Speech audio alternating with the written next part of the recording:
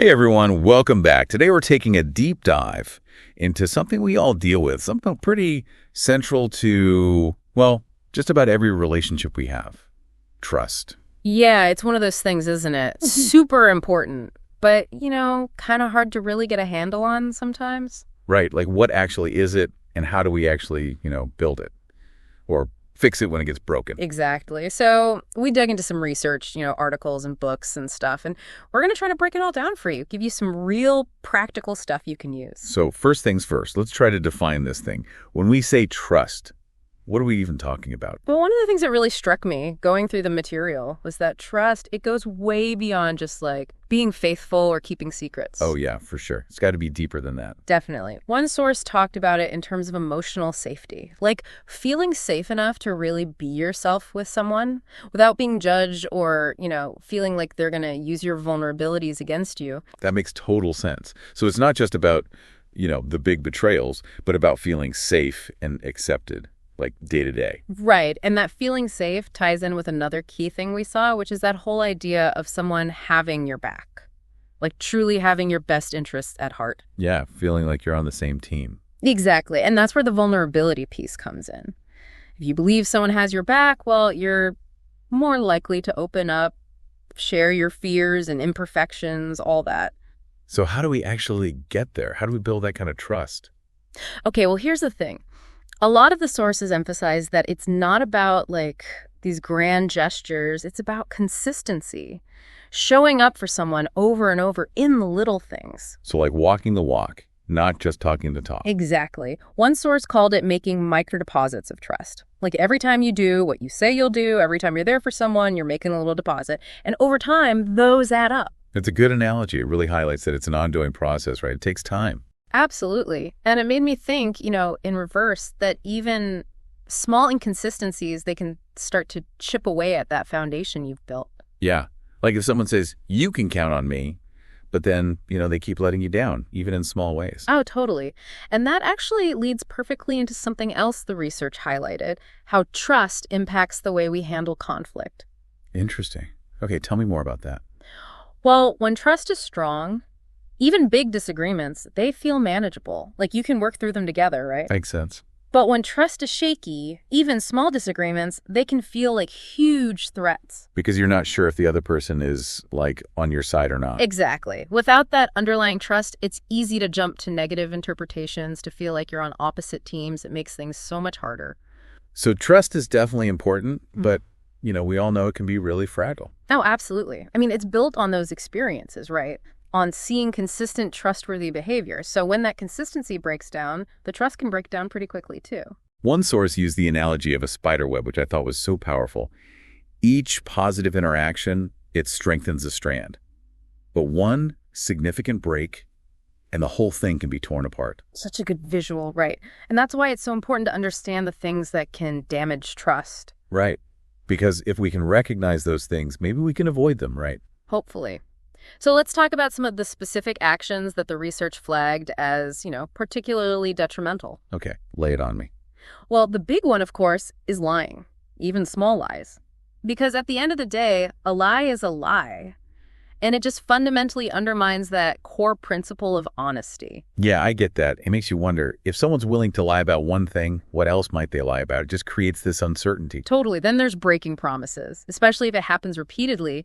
That sends the message that your word doesn't really mean much. Like, you don't really value your commitments. Exactly. And then there's the whole issue of a lack of transparency, being evasive, withholding information. Yeah. Even if it's not outright lying, it still creates this suspicion, this feeling like you're not getting the full picture. Yeah, it creates this, uneasiness that can be really corrosive to trust. And of course, we can't forget about betrayal. Oh, right. And the sources were pretty clear that betrayal isn't just, infidelity. It can be things like gossiping about someone, breaking a confidence, or even just being emotionally dishonest. Those things can really hurt. Yeah. Like a violation of that trust you placed in someone. And what really stood out to me was this idea that trust dies in silence. Like if there's a breach, but it's never acknowledged, never addressed, well, that can be even more damaging than the original act itself. Because it just gets swept under the rug. Exactly. It leaves the person who was hurt feeling like invisible, like their pain doesn't matter. It makes healing almost impossible.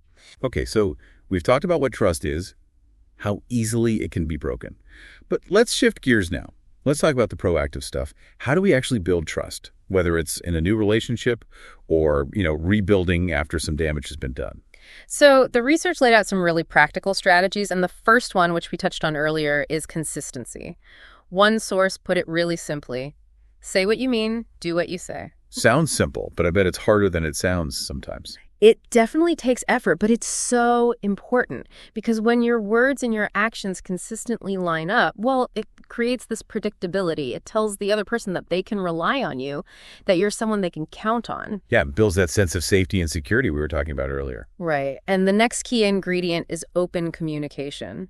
Being honest, even when it's tough. One source said, transparency is more important than perfection. And I think that's so true. Meaning that it's better to be honest about your flaws, your mistakes, than to try to pretend you're perfect. Exactly, because trying to hide things, well, that just breeds suspicion. And it makes it harder to connect with someone on a real level. Makes total sense. And what about when we mess up? What about when we make mistakes that damage trust? Well, that's where taking responsibility comes in. Owning up to your mistakes, offering a sincere apology. And here's the key: a real apology. It includes a commitment to change. Not just saying, I'm sorry, but actually doing things differently in the future. Exactly. One source said, a real apology includes change, not just regret. That's a good one. Right. So it's not just about feeling bad. It's about showing through your actions that you've learned from the mistake and you're committed to doing better. And then, of course, there's respecting boundaries. Ooh, yes. That's a big one. Huge. It's about asking for permission, listening when someone says no, and basically being mindful of their needs and limits. One source actually said, respect builds trust faster than romance ever could. That's such a good point. Because romance, it can be fleeting. But consistently showing respect for someone's boundaries, that says so much about how much you value them. Absolutely. And finally, and this is a big one, showing up for someone when they're going through tough times. Being present.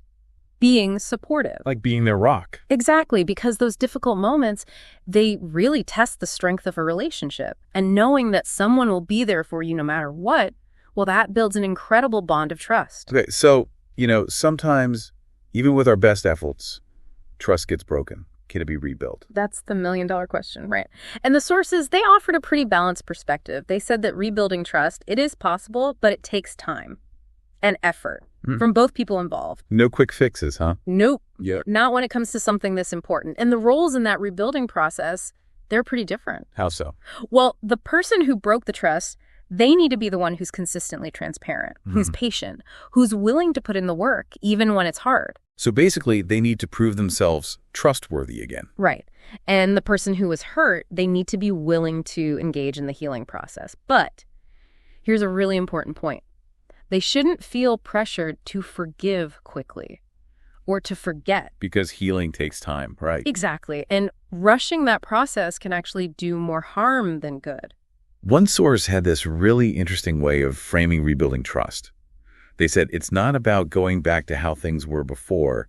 It's about creating a new foundation. That makes a lot of sense because, you can't just erase what happened. So it's about building a new future together, acknowledging the past, but moving forward in a different way. Exactly. And that leads into a final point that I think is so important for everyone listening. How do we know if we have, trust issues? Or if we're dealing with actual red flags in a relationship? Because sometimes it can be really hard to tell the difference. Ooh, yeah, that's a tricky one. Can you break it down for me? All right, so trust issues, those usually come from past hurts, negative experiences in previous relationships. So it's our own baggage that we're bringing into the current situation. Right. And those issues, they often need, some personal healing, some self-reflection. Whereas red flags, those are about what's happening right now. They're actual signs that the other person might not be trustworthy. Exactly. And one of the sources gave a really good example. If your partner is constantly hiding their phone or they avoid having honest conversations, that's a red flag. Not just something from your past that's making you suspicious. Right. And the key question to ask yourself is this my past speaking? Or is this person actually giving me reasons not to trust them? Wow, that's a really powerful question. Because it forces you to be honest with yourself, right? It does. And being able to recognize that difference, it's so important for making healthy choices in our relationships. You don't want to let your past stop you from trusting someone who deserves it, but you also don't want to ignore real warning signs just because you're afraid of getting hurt. So, big picture, what have we learned about trust today? I think the biggest takeaway from all the material we looked at is that trust isn't just something that happens, it's an active choice. It's something we build or rebuild through our everyday actions, our communication, and how we show up for each other. And when that foundation of trust is strong, well, it creates this incredible feeling of security. Like one source said, it creates the safest place in the world. And who doesn't want that? To feel safe and secure in their relationships. Absolutely. So as you go about your day, I want you to think about two things. First, am I someone that others can trust? And second, am I choosing to trust people who deserve it? Because you deserve relationships where trust is a given, not something you're constantly worrying about. Couldn't have said it better myself. And on that note, here's one final thing to ponder. Think about the smallest act of trust you've either given or received recently. Maybe it was something really tiny, like a friend confiding in you or a coworker helping you out with a project. What impact did that small moment have? And how can you bring more of those little acts of trust into your everyday interactions? Because those little moments, they can add up to something really powerful. They can create a ripple effect of trust and connection in your life. And that's something worth striving for, don't you think? I definitely do. Thanks for listening, everyone.